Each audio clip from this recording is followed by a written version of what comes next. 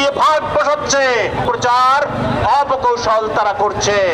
সুতরাং বাংলাদেশ জামাত ইসলামে আপনাদের সকলের সহযোগিতা কামনা করে যেহেতু আমাদের বাদল যারা তাকে নৃশংসভাবে হত্যা করেছে আমাদের এই বাদলকে তাদের ফাঁসিতে ঝুলাতে চাই।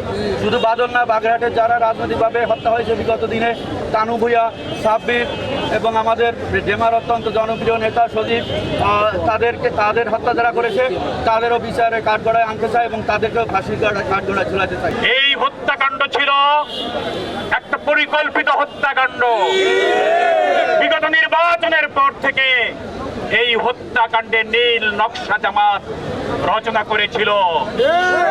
পুলিশের কাছে সব ইনফরমেশন থাকার কথা, কারণ এর আগেও বারুইপাড়ায় মামলা হয়েছিল, তার পরিবার বলেছে, বারুইপাড়ার নেতৃবৃন্দ বলেছে আপনাদের সম্মুখে।